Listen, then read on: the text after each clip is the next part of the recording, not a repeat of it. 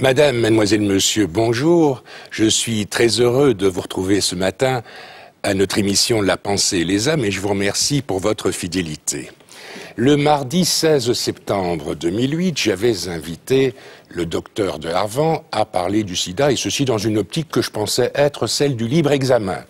Et j'ai été piégé par cet invité. Je ne suis pas médecin, je n'ai pas très bien compris la portée très délétère des propos de cet invité. Et je voudrais présenter mes excuses à la fois aux personnes qui souffrent du sida et aux membres de leur famille. Alors, à l'émission d'aujourd'hui, nous allons rétablir la vérité des choses. Je vous retrouve dans un instant après notre générique.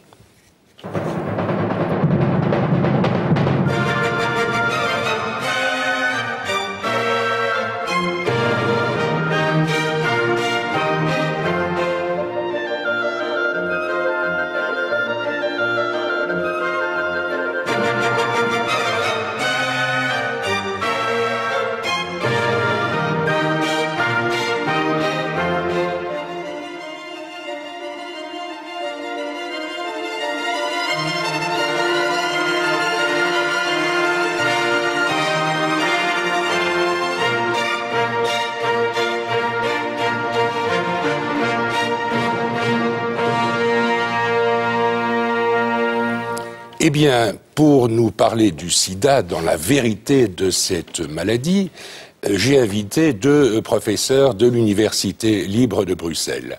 Tout d'abord, le professeur Élie Kogan, vous travaillez à Erasme, vous êtes aussi conseiller auprès du recteur et du président de l'université pour les affaires médicales. Et vous, professeur Nathan Klumek, vous êtes virologue, vous dirigez, point de vue médical, l'hôpital Saint-Pierre, et vous êtes les deux personnalités de l'université peut-être les mieux à même à corriger les propos extrêmement néfastes et négationnistes.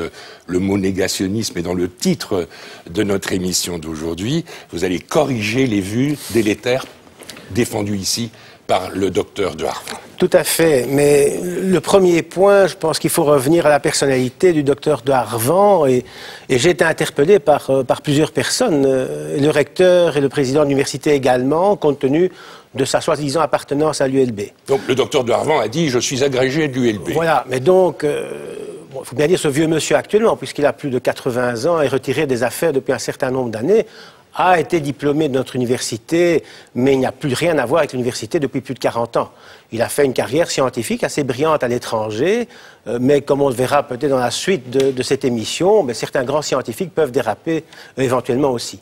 Et donc, nous faisons, Nathan Klumek et moi-même ici, un peu les porte-parole du recteur et du président de l'université, pour bien affirmer haut et fort que M. de Harvan a tenu des propos qui ne concernent que lui, et en aucun cas, l'université ne peut être tenue pour engager dans ses propos. Il n'a jamais été d'ailleurs professeur à l'Université libre de Bruxelles.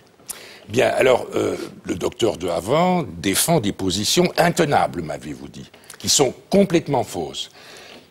La première question que je vous poserai, c'est mais pourquoi un médecin dont vous venez de dire qu'il a fait une carrière scientifique relativement honorable, comment se fait-il que ce dérapage puisse se produire? Mais je pourrais peut-être interpeller mon ami Nathan Klumek ici, on a pas mal réfléchi à ce point. Moi, je pense que les motivations du docteur de Harvan, peu nous importent ces motivations. Je pense qu'elles peuvent être multiples, mais ce n'est pas là le propos. Le propos, c'est que ce que M. de Harvan dit est très grave. Ce que M. de Harvan dit a des conséquences dramatiques pour des dizaines et des centaines de milliers de personnes, parce que s'appuyant sur les propos de M. de Harvan et de la clique qui l'entoure, certains hommes politiques qui pourraient avoir de l'influence et qui pourraient prendre des décisions en faveur des malades du sida ne le font pas. Et donc, il y a actuellement des gens qui sont morts à cause des propos de M. de Harvan. Oui, vous parlez d'une clique, autrement dit, le docteur de Harvan n'est pas seul dans les positions qu'il défend. Il y a un certain nombre de médecins, peut-être d'universitaires américains, j'imagine, qui défendent ce genre de position. Et pourquoi? Écoutez, il y a actuellement, dans beaucoup de domaines, et je pense qu'à propos du 11 septembre, à propos du génocide rwandais, à propos de la Shoah, il y a le thème du complot, évidemment. Il y a la théorie du complot international. La base de la théorie proposée par ces personnes, c'est de dire que l'industrie pharmaceutique a intérêt à inventer une maladie pour vendre ses produits. C'est vraiment un raisonnement primaire et les motivations de ces gens sont totalement malsaines. Mais en fait, ce qu'il dit, il ne nie pas l'existence du virus, mais il dit que ce n'est pas du tout utile de se protéger, d'utiliser des moyens comme le préservatif. Et c'est là le danger, évidemment, puisque ça pourrait démotiver nos jeunes, les gens d'aujourd'hui, à se protéger contre le fait que la diffusion du virus, le fait que le virus se répande. Disons qu'il y a les conséquences potentiellement dramatiques, elles le sont à plusieurs niveaux. Il y a effectivement la problématique de la protection, et vous l'avez encore entendu récemment, il y a encore actuellement en Belgique 3 nouveaux séropositifs par jour, ce qui est quand même assez énorme dans notre pays. La situation est beaucoup plus importante encore en Afrique, et donc indépendamment de la protection, il y a le traitement. Et donc c'est sur ces bases de ces théories qui sont reprises par certains hommes politiques qui ont bien entendu leur influence dans leur pays, que les médicaments ne sont pas distribués, et donc on nuit au traitement. Plus près de chez nous, il y a, et c'est ainsi que j'avais été interpellé moi-même par certains résidents de mon service, où il y avait l'un autre malade qui était en train de mourir du sida ici en Belgique, dans nos hôpitaux, parce qu'ils écoutaient ce que disait M. Darvan et ceux qui pensent comme lui. Donc, quelque part, et Monsieur le maire, je vous avais interpellé un petit peu brutalement de cette façon-là, d'une certaine manière, on pourrait dire que M. Darvan est quelque part coupable de crimes contre l'humanité, compte tenu de la dimension et de la gravité des conséquences si de tels propos, qui ne sont pas simplement spéculatifs, puissent devenir opératifs et donc car pris en compte par des hommes politiques influents dans leur pays. Alors, il faut bien dire que ce qui a eu comme conséquence est principalement au niveau de l'Afrique du Sud, oui, puisque le président Mbeki s'était entouré d'un cénacle de ses penseurs négationnistes et justifiant sa politique qui est de ne pas distribuer les traitements antirétroviraux dans son pays. Il a été attaqué par la Cour suprême de son propre pays, le président Mbeki. Et maintenant qu'il n'est plus aux affaires, il faut quand même bien dire que son successeur actuel, la première chose qu'il a faite, c'est de renvoyer la ministre de la Santé qui prônait comme traitement du sida l'ail et l'huile d'olive et la remplacer... Qui ne sont pas des moyens thérapeutiques efficaces. Qui sont des moyens, évidemment, c'est des nutritionnels, ça n'a rien à voir avec le traitement. Et les remplacer, ce ministre de la Santé, par une ministre de la Santé qui, la première chose qu'elle a faite, c'est mettre à disposition des malades les antirétroviraux. Est-ce que vous pourriez nous expliquer, pour les personnes qui nous suivent, qui ne sont pas médecins, ce que c'est que le sida, ce que c'est que ce virus ? Et pourquoi certains peuvent dire c'est pas nécessaire de se protéger. Est-ce que vous pourriez nous expliquer le cheminement? C'est très simple en fait. Oui. Hein. Le virus du sida est un virus qui détruit les moyens de défense de l'individu. Oui. Et vis-à-vis de mes patients qui ne comprennent pas bien, je leur dis l'organisme est comme un pays qui subit une attaque par un envahisseur. Et l'envahisseur, s'il détruit l'armée du pays, eh bien ça va être l'anarchie dans ce pays, ça va être la mort. Le virus du sida, c'est l'envahisseur. Et donc, ce virus, il faut le neutraliser. Le problème, c'est que certains patients supportent ce virus pendant des années sans avoir de symptômes. C'est ce qui a fait dire aux négationnistes, regardez, on peut être porteur de ce virus et ne pas être malade. En médecine, c'est quelque chose qu'on connaît bien. Il peut y avoir des maladies qui sont dues à des virus qu'on appelle latents ou dormants. Mais une fois que le virus a détruit les moyens de défense, les individus présentent des infections, des cancers et ils meurent. Des millions de personnes sont mortes avant que les traitements arrivent. Les traitements, qu'est-ce qu'ils font? Ils neutralisent le virus. Donc à partir du moment où le virus est neutralisé, la personne renaît, regrossit, perd tous les symptômes de la maladie, peut retravailler, peut avoir des enfants, peut avoir une famille. Et donc quand les négationnistes disent il ne faut pas traiter les gens, c'est les condamner à mort. Et je pense que c'est ça le message. Oui, je vous en prie. Et je pense que ce que Nathan Klumek nous dit là, on a des éléments extrêmement fermes pour pouvoir le démontrer, puisque nous avons les chiffres de mortalité du sida avant que les médicaments commencent à arriver, et puis les trithérapies, etc. Et donc on peut très bien comparer ce qu'était le devenir, le pronostic d'un malade infecté par ce virus au moment du début de l'épidémie et maintenant. Et donc les choses ont dramatiquement changé. Et donc des prises de position qui empêcheraient les malades de bénéficier de ces traitements, eh bien ça nous ramenait plus de 20 ans en arrière, au moment où on n'avait pas de traitement. Oui. Oui, il y a un autre élément, me semble-t-il, qui est important à dire, c'est que contre ce virus, qui a des modes de transmission, on peut se protéger. Alors rappelez-nous un petit peu quelles sont des conditions de la protection de chaque individu contre l'invasion du virus du sida. Les négationnistes disent aussi que c'est une maladie des homosexuels. Oui, et des gens pauvres. Hein, des gens pauvres et des homosexuels. Donc c'est vraiment la caractéristique de la stigmatisation. C'est mettre au banc de la société des gens qui seraient différents des autres, des normaux. Donc évidemment, le virus se transmet par voie sexuelle, que ce soit la voie homosexuelle ou hétérosexuelle. Et le groupe le plus frappé actuellement dans le monde, ce sont les femmes. Parce que les femmes attrapent plus facilement le virus, parce qu'au niveau vaginal, il y a des réceptacles à ce virus, alors que les hommes qui sont circoncis sont plus ou moins protégés de la transmission. Donc c'est la transmission sexuelle en un, c'est la transmission par le sang infecté, c'est-à-dire que les toxicomanes qui échangent leurs seringues vont passer le virus de l'un à l'autre, comme d'ailleurs le virus de l'hépatite B, et c'est la transmission de la mère à l'enfant à l'occasion de la grossesse. Ces trois modes de transmission sont les modes les plus prévalents dans l'épidémie. Donc pour se prémunir contre l'invasion du virus, que faut-il faire? Qu'est-ce que vous, qui êtes des médecins, des spécialistes de la question, qu'est-ce que vous recommandez? Est-ce que vous dites comme le pape, l'Église dira, et certains diront, pas tous, l'abstinence. Il est évident que l'abstinence, s'il n'y a pas de rapport sexuel, il n'y a pas de risque de transmission. Là, c'est une mesure radicale. C'est une mesure radicale. Au moins sur le rapport, sur la question des rapports sexuels. Il reste la mère à l'enfant aussi. Bien sûr, et il reste la prise de sang, enfin le contact sanguin. Exactement. Donc le meilleur moyen de se protéger, c'est le préservatif pour la transmission par voie sexuelle. Et il y a des études actuellement qui visent à trouver des médicaments qui, sous forme d'ovules vaginaux, pourraient protéger éventuellement. Et il y a aussi le préservatif féminin qui est beaucoup moins facile à prendre. Donc toute protection de la transmission, toute barrière entre les muqueuses sexuelles permet d'éviter la transmission. Un moyen de prévention pour les toxicomanes, c'est d'éviter l'échange de seringues.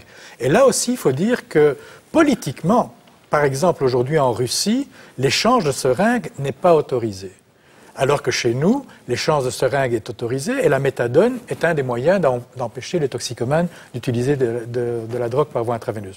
Donc là aussi, la politique touche à la santé par ce type de mesures, comme pour les toxicomanes. Et en ce qui concerne la transmission de la mère à l'enfant, il y a des protocoles maintenant qui sont extrêmement bien conduits et qui font en sorte qu'à partir du moment où la femme a été identifiée, la femme enceinte a été identifiée comme telle, eh bien, les traitements permettent d'empêcher de façon extrêmement importante la transmission de la mère à l'enfant. Et symboliquement, ce point est un point quand même important, parce que ça permet de montrer qu'il y a moyen d'interrompre au niveau, cette fois, d'une population, ce cycle infernal de l'infection qui pourrait décimer la population. Et là aussi, des mesures qui sont prises contre la prise de médicaments sont directement criminelles. Alors vous dites, et ça c'est un thème récurrent qu'on n'entend pas seulement dans la bouche des gens comme le docteur de Harvand et d'autres, il y a une attaque contre les milieux de production pharmaceutique, contre les laboratoires, contre les grandes multinationales des pharmaciens. Que répondre à cela ? Alors, que répondre à ça? Parce que c'est pas seulement les gens comme de Harvand. Il y a, dans la réalité quotidienne, on nous abreuve de critiques contre les grandes industries pharmaceutiques. Il faut bien dire qu'il faut des moyens pour produire les médicaments, et donc ce n'est pas le pharmacien du coin qui, dans une potion, dans une bouteille, peut guérir des maladies aussi graves que celle du sida. Je pense que les grandes firmes pharmaceutiques sont des multinationales. Et comme toute multinationale, il y a probablement des problèmes de transparence, de pouvoir, de décision. Donc il y a des fantasmes à propos du pouvoir qui est probablement réel d'une certaine mesure de ces firmes pharmaceutiques. Les firmes pharmaceutiques, c'est une industrie comme une autre. Il y a des gens qui font des armes et il y en a qui font des médicaments. Donc l'industrie pharmaceutique doit faire du profit. Donc, quelque part, vendre ces médicaments fait partie de son travail. Ceci étant dit, ces médicaments nécessitent des investissements, nécessitent de la recherche, nécessitent des moyens, des centaines, des milliers de chercheurs, nécessitent des moyens financiers, nécessitent des infrastructures. Et il y a eu un effort colossal fait de la part de l'industrie pharmaceutique, qui, bien entendu, une fois qu'elle a fait ses efforts, souhaite voir ces efforts récompensés par l'administration de ces médicaments. Il n'y a rien de répréhensible à cela. Et d'ailleurs, actuellement, l'industrie pharmaceutique est en train de se retirer du marché du sida dans le domaine des vaccins. parce qu'au niveau des vaccins, on est un peu dans une impasse au point de vue de la recherche, et la notion de profit éventuel qui serait fait avec les vaccins apparaît plus aléatoire. Et donc nous voyons tout de suite les firmes pharmaceutiques se retirer, et c'est là que les États devront prendre le relais pour qu'on trouve un vaccin. Mais les firmes pharmaceutiques ont produit des bons médicaments. Ces médicaments ont vu leur prix baisser d'une manière extraordinaire par deux mécanismes, les génériques, et également la décision propre des firmes pharmaceutiques qui ont décidé que pour les pays à faible revenu, ils allaient mettre à disposition. Donc, quelque part, sous la pression des politiques qui, eux, tels que, il faut bien dire que Bill Clinton a été un homme extraordinaire, Bill Gates, un autre homme extraordinaire, ont fait pression pour qu'avec l'ONU, on baisse le prix des médicaments. Et c'est grâce à cette baisse des prix qu'actuellement, 3 millions de personnes sont traitées dans les pays en voie de développement. Alors, comment répondre à l'argument présenté par de Harvan et d'autres qui ont fait des études en Afrique du Sud, dans des villes, sur plusieurs centaines de prostituées, et qui disent on n'a pas constaté que ces personnes avaient contracté le virus du sida. Alors, est-ce qu'il s'agit d'un mensonge ? Est-ce le hasard qui a abouti à cette conclusion? Oui. Qu'est-ce que vous en pensez? Parce que c'est un élément très troublant. Quand j'ai entendu dire ça, qu'il y avait eu ce type d'enquête, je me suis dit, mais alors pourquoi mettons ainsi les gens en garde? Tout à fait. Donc le point précis mérite bien entendu réponse, et on y reviendra tout de suite. Mais oui, du point de vue de la méthode, de l'argumentaire de Harvan, d'ailleurs qu'on peut voir dans d'autres formes d'argumentaire de ce type-là, il est intéressant de voir comment une donnée particulière peut être déformée pour devenir un mensonge véritable, avec soit un embryon de vérité, soit pas de vérité du tout. Et avec l'affirmation extrêmement péremptoire, parce qu'il présentait bien ce monsieur, j'ai eu l'occasion de voir la cassette, il a toute une série de titres, et donc ceci est un élément extrêmement convaincant aussi. En ce qui concerne la transmission sexuelle et le fait que les prostituées ne seraient pas atteintes, voilà un mensonge extrêmement clair, où là, il n'y a même pas un embryon de vérité. Donc là, c'est un vrai mensonge. Ce qu'on a constaté avec l'étude dont il est fait question, c'est l'étude qui a eu lieu au Kenya. On a constaté qu'un certain nombre de prostituées ne développaient pas la maladie. Et quelque part, elles étaient auto-immunisées. Alors, il y a eu des théories sur le fait qu'elles ont peut-être été à répétition infectées et ont développé une immunité naturelle. Et ça a permis d'ailleurs d'étudier le modèle d'un vaccin potentiel à travers cette immunité naturelle. Mais pour ces quelques prostituées qui se sont autoprotégées d'une manière probablement totalement inconsciente, elles ne l'ont pas voulu. Elles ont été soumises à une stimulation antigénique et elles ont été autoprotégées. Des milliers, des dizaines de milliers sont mortes de la maladie. Je veux dire, les femmes jeunes actuellement, quand on prend la mortalité des femmes, les femmes entre 20 et 25 ans en Afrique, c'est celles qui meurent du sida parce qu'elles ont été contaminées à 17-18 ans. Donc, sur cette petite vérité, il y a une énorme réalité qui est totalement différente. Oui, il y a un autre exemple que de Harvan avait pris, et donc il est intéressant de démonter aussi, c'était les couples dits hétérogènes, où le mari est éventuellement négatif, séronégatif et la femme séropositive, oui, et puis les études ont été faites. Et donc, qu'est-ce que de Harvan dit? Eh bien, il n'y a pas de contamination. Alors, en fait, la réalité, c'est quoi? C'est que tous ceux qui étaient séronégatifs, même avec des rapports fréquents, etc., il y en a un certain nombre qui ne se sont pas contaminés. Donc ce point, d'ailleurs, est intéressant, peut-être, et de la même nature au plan de l'explication que M. Klumek vient de dire. Mais ce qui était extrêmement bien démontré dans l'étude, c'est qu'il y avait effectivement une contamination. Et que cette contamination était d'autant plus importante qu'il y avait plus de rapports, qu'il y avait des rapports anaux, qu'il y avait des lésions autres, infectieuses autres au niveau du tractus génital de l'un ou l'autre des partenaires. Donc, c'était ça la réalité. Et encore une fois, il a pris un petit élément de l'étude, c'est très intéressant, pour en faire une généralité, à partir d'une petite vérité, en faire un gros mensonge. Je voudrais revenir sur un mot que vous avez prononcé, professeur Klumek. Vous avez parlé de vaccin tout à l'heure. Alors, où en est-on? Est-ce que l'on peut espérer qu'un jour, prochainement, dans quelques années, il y ait un vaccin qui permette de protéger les patients contre l'invasion du sida? Donc ça c'est l'espoir, évidemment, de contrôler l'épidémie. Donc il y a des recherches multiples qui ont lieu. Mais le virus du sida, quoi que ces négationnistes disent, est un virus quelque part intelligent. C'est un virus qui Ils ne sont pas tous intelligents puisqu'ils nous attaquent, les virus. Non, celui-là est les plus intelligents que les autres. Il est particulièrement plus intelligent que de Harvan, peut-être. Particulièrement Je veux dire, d'autres maladies virales, l'hépatite, etc. Particulièrement intelligent parce qu'il change sa structure tout le temps. Il transmute. Et donc, quand on fabrique un moyen de le neutraliser et de l'attaquer, il change. Et donc, si vous imaginez un char d'assaut où vous avez un missile qui arrive à trouver la faille, ben, ce char d'assaut va vous construire une autre armure dès que vous avez trouvé la bonne faille. Donc, chaque fois, il change. Ça, c'est un problème important. Et l'autre chose, c'est qu'il attaque le système immunitaire qui lui-même doit fabriquer le moyen de défense. Donc, on se trouve dans une difficulté très, très grande. Mais je ne désespère pas. La lutte contre le sida, elle n'a que 25 ans. Si on prend un peu de hauteur, on se dit, qu'est-ce que c'est que 25 ans dans l'histoire de la lutte contre les maladies? Bien sûr. Qu'est-ce que c'est que 25 ans dans l'histoire de l'humanité? Ce n'est rien du tout. Et en 25 ans, on a identifié le virus. On a trouvé comment il fonctionne. Certains ont reçu le prix Nobel récemment. Ils viennent de recevoir le prix Nobel. On a identifié le virus. On a trouvé le moyen de le diagnostiquer. On a trouvé le moyen de le lutter contre lui et de le neutraliser et de rendre les gens tout à fait en bonne santé malgré ce virus. Il reste à trouver le vaccin. Je voudrais revenir sur un terme qui figure dans l'intitulé de notre émission, c'est le terme négationnisme. Et c'est vous, professeur Kogan, qui m'avez écrit en disant « Mais ce que vous avez dit là, vous participez du négationnisme. » Alors, je voudrais que vous portiez un jugement sur cette attitude qui consiste à nier quelque chose. C'est quoi le négationnisme en médecine ? Le négationnisme en médecine, et dans le cas particulier, c'est de nier une évidence. Et donc, c'est pour ça qu'on avait été véritablement choqués par rapport à une série de faits qui sont démontrés et pour lesquels il n'y a pas de doute. Et donc, la remise en question par rapport à ce qui provoque une maladie est quelque chose d'important. C'est comme ça que l'on progresse. Mais à partir du moment où il y a une série d'éléments déterminants qui démontrent que la vérité est ce qu'elle est, eh bien, aller contre cette vérité devient du négationnisme. Et puis après, on peut voir qu'est-ce qui conditionne cela et quel est l'intérêt de ce qui. Je pense qu'il y a un effet pervers du raisonnement.